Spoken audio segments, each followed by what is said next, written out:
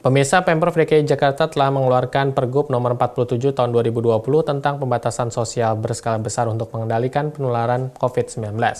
Dalam peraturan tersebut, setiap warga yang akan kembali ke wilayah DKI Jakarta usai mudik diwajibkan melengkapi surat izin keluar masuk.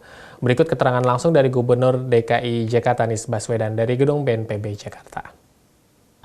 Sejak dilakukan pembatasan berskala besar, baik ketika resmi PSBB maupun ketika kita pertengahan Maret di Jakarta sudah mulai menutup sekolah, menutup kegiatan-kegiatan yang sifatnya mengumpulkan orang, termasuk juga fasilitas-fasilitas umum.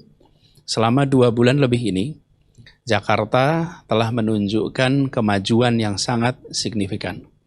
Ini adalah hasil kerja semua masyarakat di wilayah Jakarta dan Jabodetabek.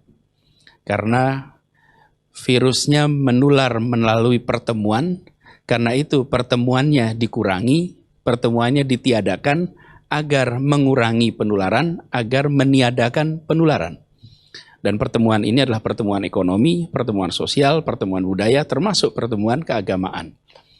Pembatasan yang kita lakukan selama ini dilakukan di wilayah Jakarta, Jabodetabek, yang dikerjakan oleh semua orang. Bisa dibilang menurut catatan dari Fakultas Kesehatan Masyarakat, hampir 60% masyarakat di Jakarta tidak bepergian, tetap berada di dalam rumah. Kendaraan pribadi pun tinggal 45%. MRT penumpangnya tinggal 5%. Bahkan kalau bis penumpangnya tinggal 10-12%. Artinya ada penurunan yang sangat signifikan. Apa yang sudah kita kerjakan? Sekarang kita memasuki ke fase amat menentukan. PSBB barusan diperpanjang beberapa hari yang lalu sampai tanggal 4 Juni. Perpanjangan ini adalah masa menentukan. Mengapa? Karena bila di hari-hari ini penularan di Jakarta menurun, angka kasus baru menurun, kemudian yang biasa digunakan oleh para ahli epidemiologi, yang disebut dengan reproduction number, angkanya sekarang di Jakarta sekitar 1, bisa turun di bawah 1, maka mulai sesudah tanggal 4 kita bisa melakukan transisi menuju normal baru. Tetapi, bila hari-hari ke depan, angkanya meningkat karena kita mulai bebas, mulai bepergian, tidak disiplin menggunakan masker, tidak disiplin cuci tangan, maka ada potensi kita harus memperpanjang seakan mengulang proses yang kita kerjakan kemarin. Ini yang sudah kita kerjakan di Jakarta. Lalu sekarang kita berhadapan dengan situasi yang cukup unik. Di masa akhir dari perpanjangan PSBB ini bersamaan dengan musim mudik dan musim arus balik.